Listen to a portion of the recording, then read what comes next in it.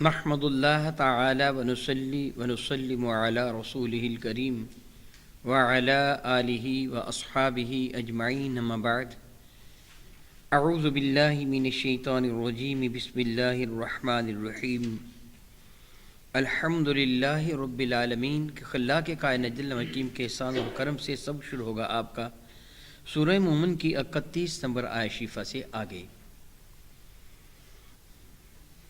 اعوذ باللہ من الشیطان الرجیم بسم اللہ الرحمن الرحیم وَيَا قَوْمِ إِنِّي أَخَافُ عَلَيْكُمْ يَوْمَ التَّنَادِ۔ وَيَا قَوْمِ، اے میری قوم، انی اخاف، بے شک میں ڈر رہا ہوں، علیکم تم پر، یوم التناد، اس دن سے جو ندا والا دن ہے، جو پکار والا دن ہے۔ قبل ازیں آپ یہ سن چکے ہیں کہ وَقَالَ الَّذِي آمَنَ يَا قَوْمِ إِنِّي أَخَافُ عَلَيْكُمْ، یہ گفتگو وہ فرما رہا ہے جو حضرت موسیٰ کلیم اللہ پر ایمان لانے والا فرعون کا ایک ہم قوم تھا، فرعون کے قبیلے سے، فرعون کی قوم سے، فرعون کی آل سے تعلق رکھنے والا وہ صاحب ایمان اپنے ہم قوم لوگوں سے مخاطب ہے، بنی اسرائیلی نہیں تھا، جس طرح آپ قبل ازیں سن چکے ہیں، وہ فرعون کی قوم سے متعلق تھا۔ وہ فرما رہا ہے اپنی قوم کو، اے میری قوم، انی اخاف، جس طرح پہلے ڈر سنا ہے پچھلے آیت برکہ میں، اس طرح یہ بھی ڈر سنا رہا ہے کہ مجھے ڈر ہے کہ اس دن کے لیے میں ڈر رہا ہوں تم سے، تمہارے بارے میں، کہ جو دن ہوگا تناد، پکار کا دن، شور کا دن ہوگا۔ اس سے مراد کون سا دن ہے؟ مفسرین کرام نے اس جگہ کافی گفتگو فرمائی ہے۔ صاحب تفسیر مظہری نے بہت ساری روایات نقل کی ہیں، جن میں صحیح بخاری اور صحیح مسلم کی روایات بھی شامل ہیں، امام زہری سے بھی، امام ثالبی سے بھی، مختلف مفسرین کرام کے حوالہ سے بھی، معالم تنزیل وغیرہ کے حوالہ سے بھی نقل کیا۔ اس سے مراد کیا ہے؟ بعض یہ فرمائے کہ اس سے مراد وہ وقت ہے جب رب کائنات جل وعلا حضرت سیدنا اسرافیل علیہ السلام کو حکم دیں گے سور کے پھونکنے کا، جس طرح کتاب العظمہ میں الشیخ نقل فرماتے ہیں 3 مرتبہ سور پھونکا جائے گا۔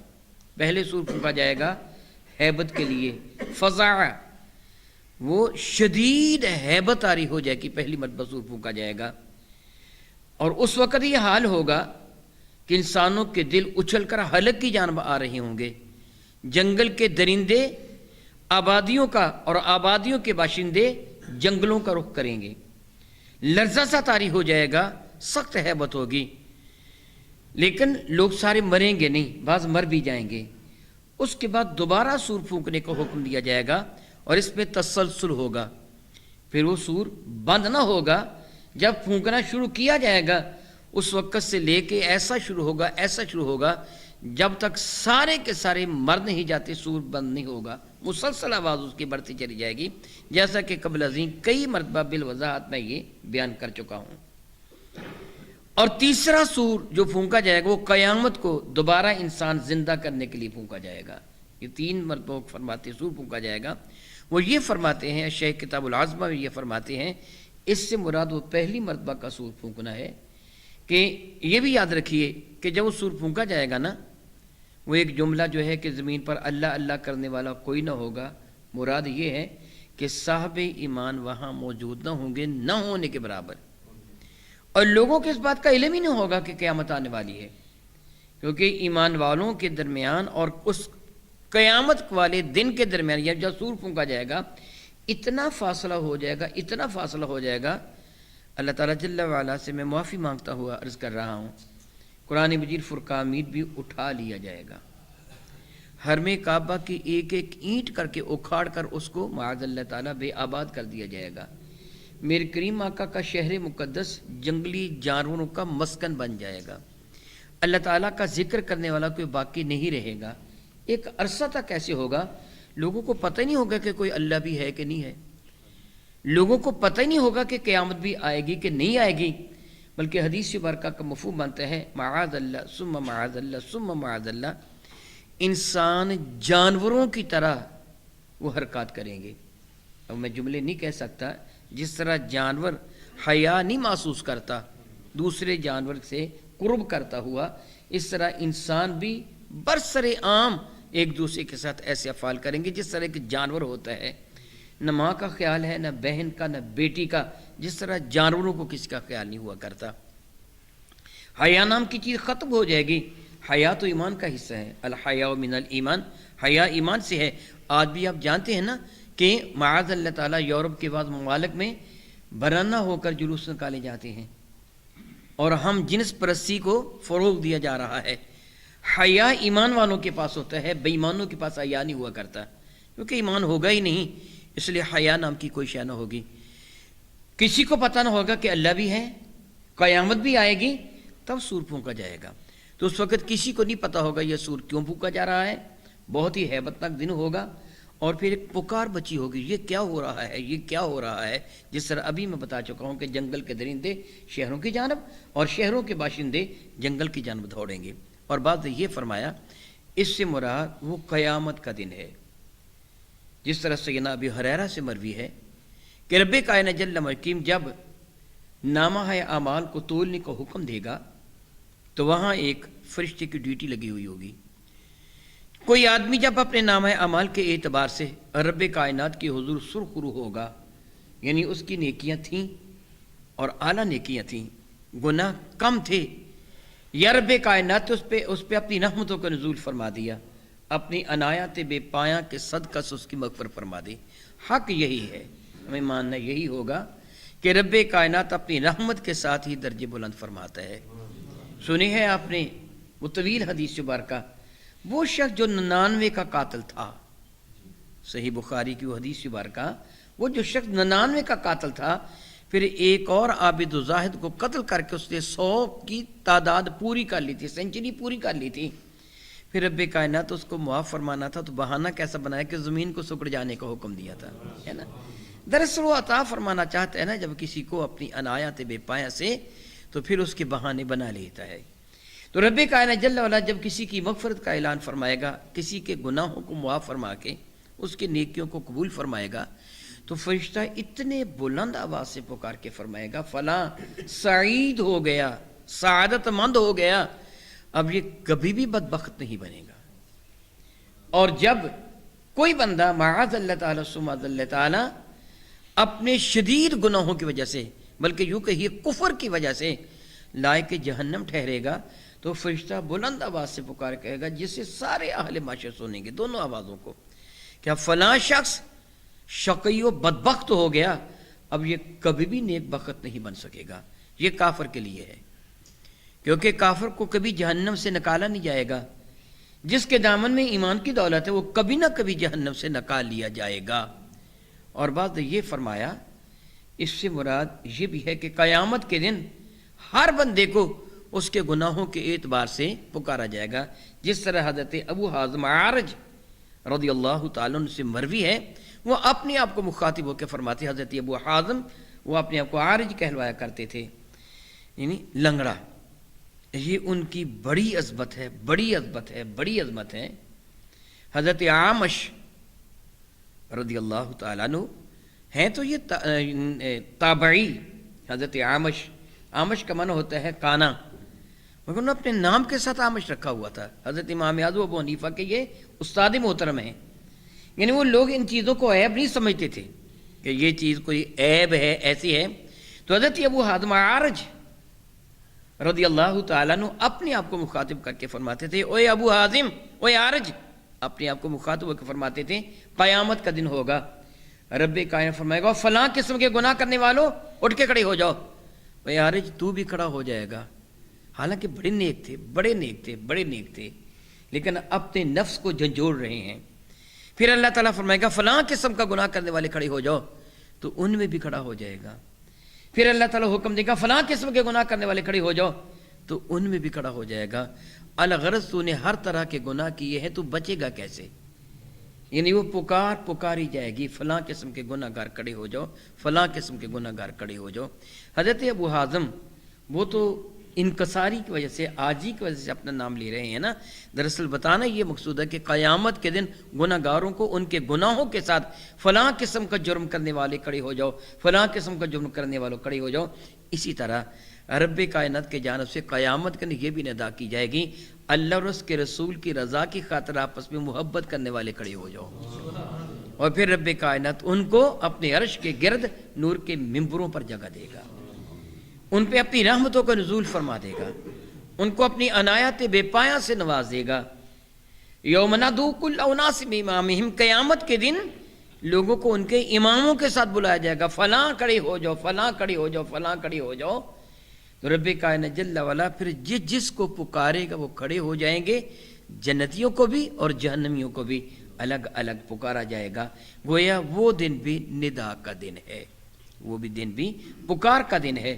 اور پھر میدان معاشرے میں جو چیخو پکار مچی ہوئی ہوگی کہ کان پڑی آواز سنائی نہ دے گی. آج معمولی سی مصیبت آ جائے تو انسان چیخ چیخ کر سر آسماں پہ اٹھا لیتا ہے، تو قیامت کے دن سے زیادہ ہیبت ناک دن کون سا ہوگا؟ اللہ یعوذ باللہ تعالیٰ ثم اللہ یعوذ باللہ تعالیٰ.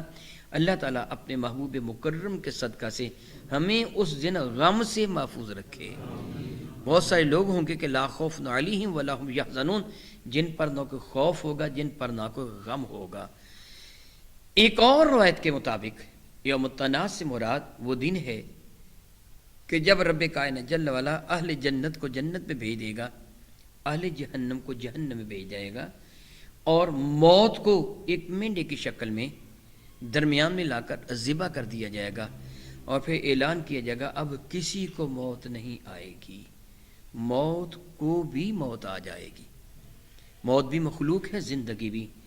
الذی خلق الموت والحیات، اللہ وہ ہے کہ جس سے موت کو بھی پیدا کیا، زندگی کو بھی پیدا کیا. کہا جاتا ہے کہ موت یوں سمجھیے جس طرح گھوڑی کی شکل میں ہو نا، موت مینڈے کی شکل میں اور زندگی گھوڑے کی شکل میں. رب کائنات جل وعلا موت کو بھی موت سے ہمکنار کر دے گا، اسے ذبح کر دیا جائے گا، اور پھر کبھی کسی کو موت نہیں آئے گی. اور یہ ندا کہ اب کسی کو موت نہیں آئے گی، اہل معاشر پر تو بجلی بن کے ٹوٹے گی، خصوصاً ان لوگوں کے لیے کہ جو جہنمی ہیں، کہ اب ہمیں کبھی بھی جہنم سے نہیں نکالا جائے گا. معاذ اللہ تعالیٰ معاذ اللہ تعالیٰ. پہلے تو یہ تھا نا، دنیا میں کسی آدمی کو شدید تکلیف دی جاتی تھی تو تکلیف کی انتہا موت پہ، کتنا بھی کسی کو شدید ترین عذاب دیا جائے، جب وہ مر جاتا تھا تو ایک اعتبار سے پھر نئی زندگی شروع ہو جاتی. وہ یہ خیال کرے گا کہ میں جہنم میں شاید جل جاؤں گا، مجھے موت آ جائے گی. لیکن جب اسے بتایا جائے گا موت آئے گی ہی نہیں تو اسے سخت دکھ ہوگا، بڑا قلق ہوگا. اور ایمان والے جو اہل جنت ہوں گے، جب ان کو ندا کر کے کہا جائے گا اب تمہیں کبھی بھی موت نہیں آئے گی، ان کو اتنی خوشی ہوگی کہ کسی بھی پہلی نعمت ملنے پر اتنی خوش نہ ہوئی تھی. اس کے بعد بس یوں ہی کہیے کہ اللہ اور اس کے رسول کے دیدار پر ہی سب سے زیادہ خوشی ہوگی. اس کے بعد اس بات پر خوشی ہوگی کہ اب تمہیں کبھی بھی موت نہ آئے گی. اس اعتبار سے یوم التناد کے مختلف معنی کیے گئے ہیں. مراد ساری باتوں کا یوں ہی سمجھ لیجئے قیامت کا دن، جب نامہ ہے اعمال ان کو تھمائے جائیں گے، ان کی نیکی اور بدیوں کا موازنہ کرنے کے بعد کسی کو جنت کی جانب اور کسی کو جہنم کی جانب چلایا جائے گا. رب کریم فرماتے ہیں یوم تولون مدبرین. وہ مومن آل فرعون یہ کہہ رہا تھا سبحان اللہ تعالی و بحمدہ، رب کائنات تو کتنا بے نیاز ہے، کتنا بے نیاز ہے، کتنا بے نیاز ہے. اس برگزیدہ شخص کی گفتگو کو رب کائنات نے قرآن کریم کا حصہ بنا دیا. وہ مومن آل فرعون اس کی گفتگو کو اللہ کے کائنات نے قرآن کا حصہ بنا دیا. وہ یہ فرما رہا تھا یوم، لوگوں ڈرو اس دن سے، تولون مدبرین، جب تم پیٹھ پھیر کر بھاگ رہے ہوگے مگر بھاگ نہیں سکو گے، بھاگ رہے ہوگے بھاگ نہیں سکو گے.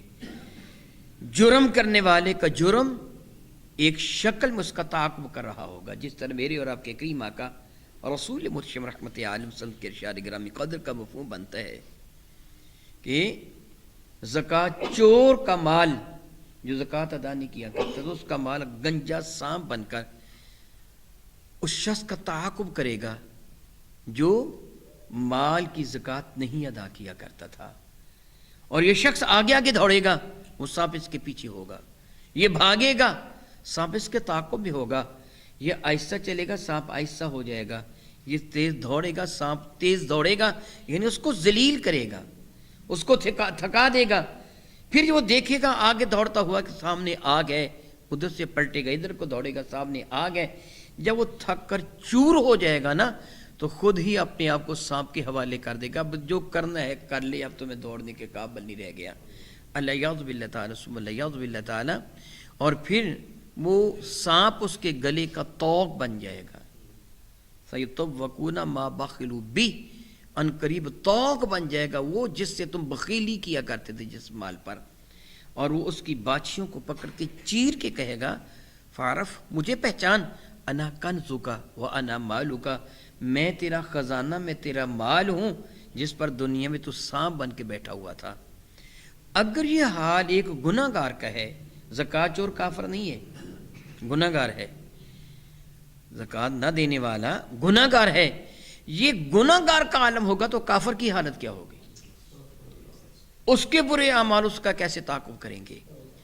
तो ईमान वाला फरमाने लगा, यौम तवल्लौना मुदबिरीन, जिस दिन तुम पीठ फेर कर भाग रहे होगे, एक भगदड़ मची हुई होगी, तुम्हारे अमाल तुम्हारा ताक़ुब कर रहे होंगे तुम्हें पकड़ने के लिए, तुम्हें सज़ा देने के लिए, तुम्हें जलील करने के लिए।